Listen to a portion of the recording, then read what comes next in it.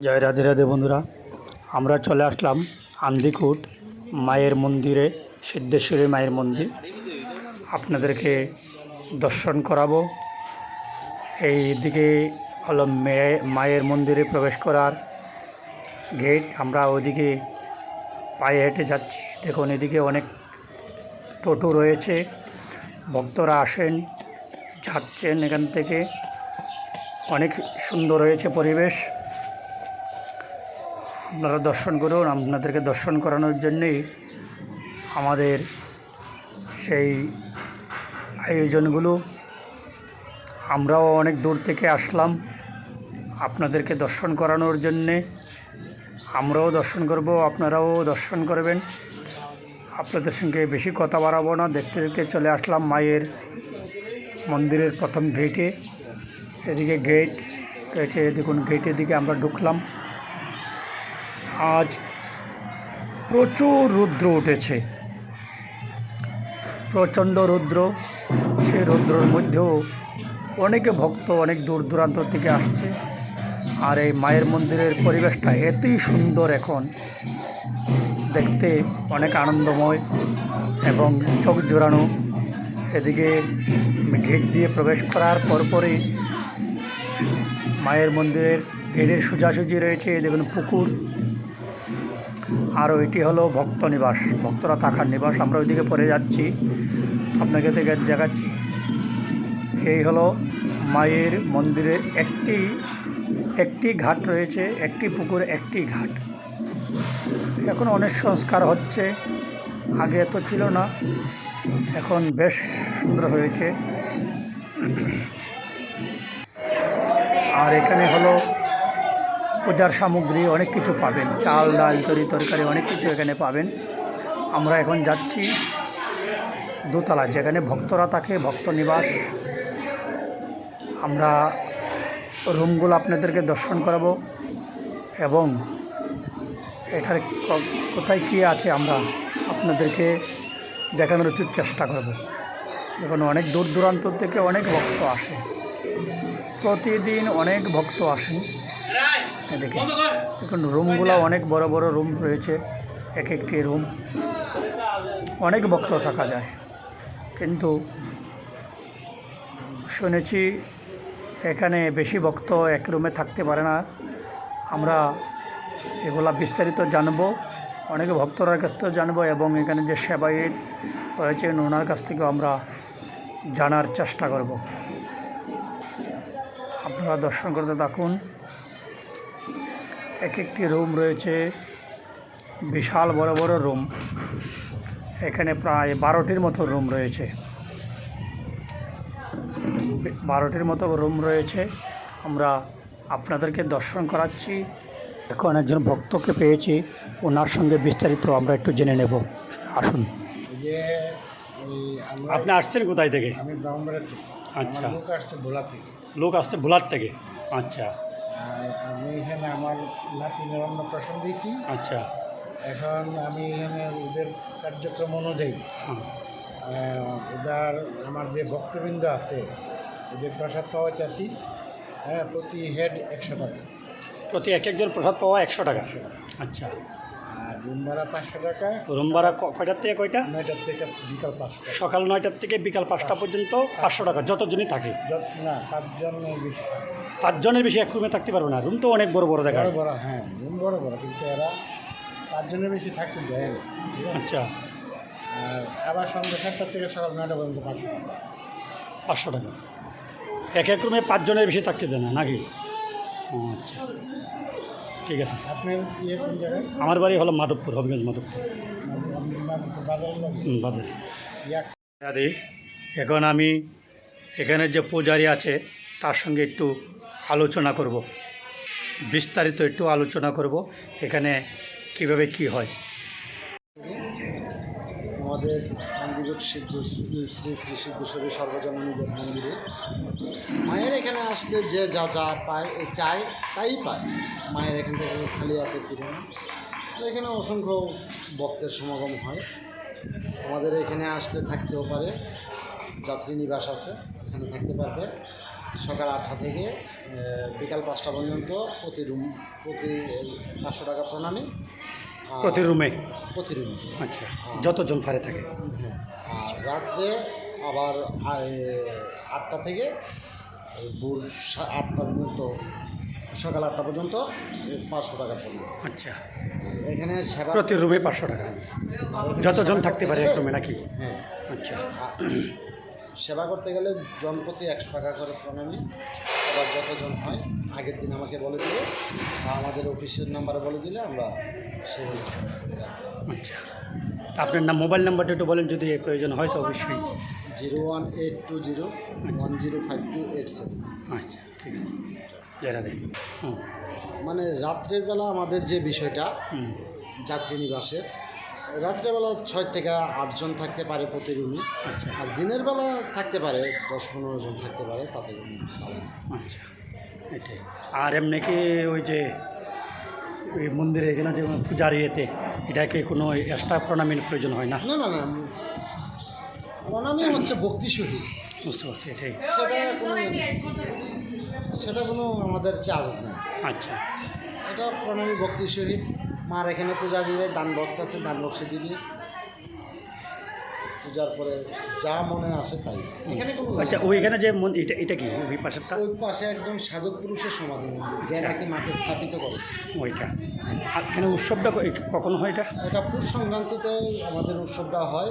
পৌষ সংক্রান্তি থেকে 4 দিন থাকে। পৌষ সংক্রান্তি কিন্তু অধিবাস না, পৌষ কীর্তন? সংক্রান্তি কীর্তন 4 দিন কীর্তন হয়। 4 দিন কীর্তন হয়। মাঘ মাসের 3 তারিখ পর্যন্ত। 4 তারিখ প্রসাদ বিতরণ, মহাপ্রসাদ বিতরণ।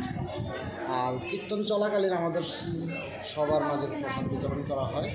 ওইটাতে কোনো প্রণামী ইয়ে লাগে না, প্রণামী প্রয়োজন হয় না। প্রণামীর প্রয়োজন।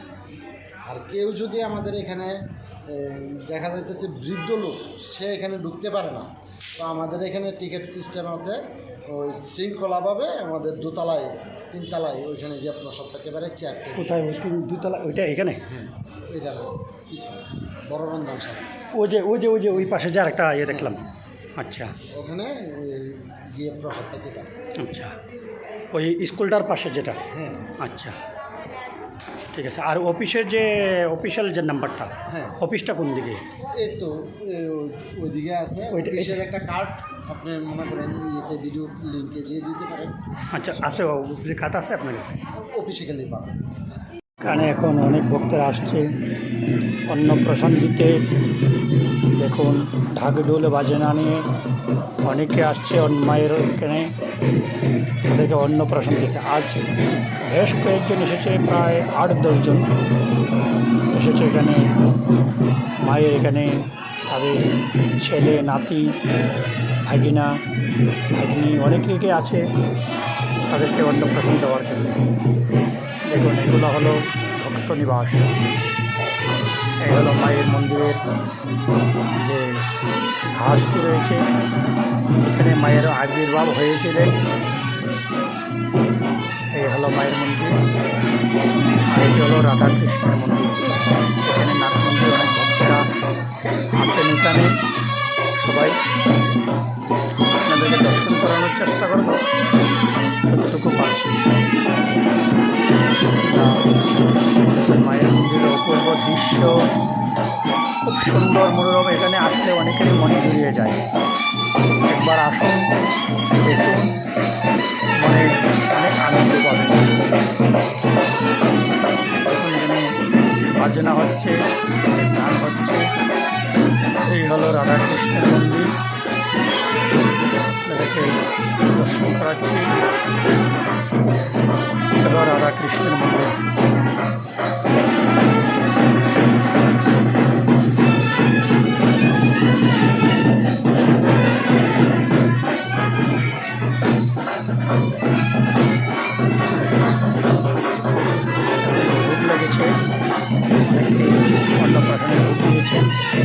ভোগ লেগেছে। এই যে এখানে হলো একজন সাধক ছিলেন, উনি যার মধ্যে মা এখানে আবির্ভাব হয়েছিলেন। আপনারা শুনেছেন আগে সেই পূজারীর কাছ থেকে। সেই সাধকের সমাধি হলেন এটা, সাধকের সমাধি। এলো মায়ের মন্দিরের অনেক উঁচু করে মায়ের মন্দিরের উপরে এটা দিয়েছেন। আসুন আমরা ধীরে ধীরে এগিয়ে যাই, দেখি সামনের দিকে আপনাদের আর কি দেখাতে পারছি। আমরা এখন প্রবেশ করব যেখানে ভক্তরা প্রসাদ পায়। যেখানে প্রসাদ পাবেন সেখানেই রয়েছে দোকানটি, যেখানে সিঁড়ি নিচে দেখুন একসঙ্গে বসে প্রায় 5 থেকে 600 লোক, 5 থেকে 600 ভক্ত একসঙ্গে প্রসাদ খেতে পারে। আজ বন্ধের দিন, তাই অনেকে ভক্ত আজ এখানে এসেছেন, দেখুন প্রসাদ পাচ্ছে অনেকে ভক্ত। দেখুন প্রসাদের আয়োজন আজ অন্ন, ডাল, সবজি করেছেন ভক্তরা। এখন এখানে যারা কমিটির যারা রয়েছেন তারা এখন প্রসাদ বিতরণ করবেন। দেখুন একসঙ্গে অনেকে ভক্ত, 500-600 ভক্ত একসঙ্গে প্রসাদ খেতে পারে।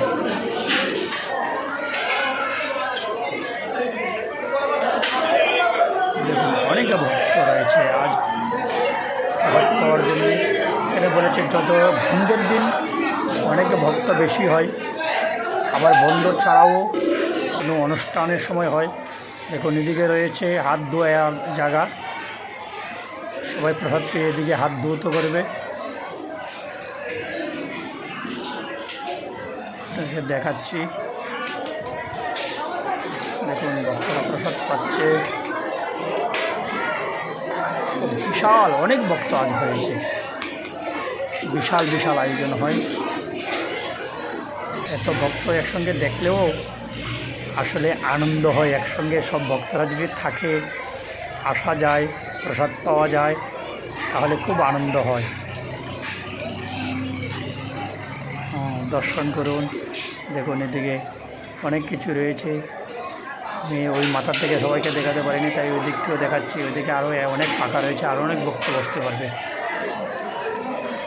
দেখুন অনেকটা জায়গায় এখনও ফাঁকা রয়েছে, ভক্তরা বসে।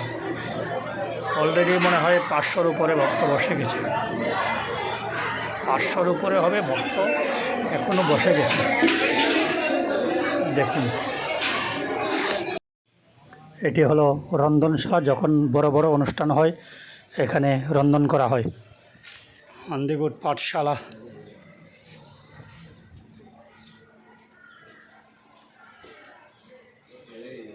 আজ শুক্রবার, সব বন্ধ। যখন মহোৎসব হয় তখন এখানে রন্ধন করা হয়, আর 2তলা 3তলায় মহাপ্রসাদ বিতরণ করা হয়। দেখুন এখানে 2তলা 3তলা রয়েছে, এখানে মহাপ্রসাদ বিতরণ হয়। এদিকে রয়েছে বিদ্যালয়, সুরবালা সাহা বিদ্যালয়, যেখানে শিক্ষার আলো পেয়ে আমরা জীবনে উত্তীর্ণ হই। সেই পাঠশালা, বিদ্যালয় সুরবালা সাহা বিদ্যালয়, এখান থেকে আমরা শিক্ষা অর্জন করে বার হই। যেখানে রয়েছে পাঠশালা রয়েছে, এখান থেকে আমরা সব কিছু এ করতে পারি। দেখুন অনেক উঠেছে, যে সুরবালা আন্দিকুট সুরবালা বিদ্যালয়। এদিকে দেখুন অনেক গাছ রয়েছে, মায়ের মন্দিরের দিকে ফুলের ঘাস, অনেক সুন্দর পরিবেশ। এদিকেও ভক্ত থাকার নিবাস রয়েছেন। এদিকে হলো অফিস, এটার নিচে অফিস। আমরা এখন দেখুন অনেক ভক্তরা এসেছেন এদিকে অন্নপ্রাশন দিতে। অনেক ভক্ত, প্রথমে 1 ব্রিজ হয়েছিল, এখন আরেক ব্রিজ হবে প্রসাদ পাওয়ার জন্যে। আজ অনেক ভক্ত হয়েছে, তো তাই 2 ব্রিজ 3 ব্রিজও হয়ে যায় প্রতিদিন। এমনও দিন আছে 2-3 ব্রিজ হয় প্রসাদ পাওয়ার জন্যে, 2-3 হাজার লোকও হয়ে যায়। আমরা যাই, এখান থেকে যতটুকু নিয়েছি। এখানে আপনাদেরকে আমি পূজারীর ফোন নাম্বারটি এবং অফিসের যে নাম্বার, ওই নাম্বারটি আপনাদেরকে দেওয়ার চেষ্টা করব। দেখুন ভক্তরা প্রসাদ পেয়ে বার হচ্ছে, আবার আরেক দল ঢুকছে প্রসাদ পাওয়ার জন্যে। আমরা এখন ধীরে ধীরে প্রসাদ পেয়ে আমরা এখান থেকে রওনা দেব আবার সেই মাধবপুরের উদ্দেশ্যে, যেখানে আমাদের গন্তব্যস্থান বলতে শুধু থাকার একটু নিবাস যেখানে রয়েছে, আমরা আবারও সেই জায়গায় চলে যাব। দেখুন মায়ের মন্দিরের পরিবেশ, এখানে আসলে মন এমনিতে শান্ত হয়ে যায়। এবার বিদায়ের বেলা দর্শন করে এবার আবার সেই নৌকা চড়ে আবার ফিরছি সেই দেশের বাড়িতে। জয় রাধে, জয় রাধে, জয় রাধে, জয় সিদ্ধেশ্বরী মা কি জয়, জয় সিদ্ধেশ্বরী মা কি জয়। কমেন্টে সবাই সিদ্ধেশ্বরী মা কি জয় লিখতে বলবেন না। আমার চ্যানেলটি সাবস্ক্রাইব করে দেবেন সবাই। জয় রাধে রাধে।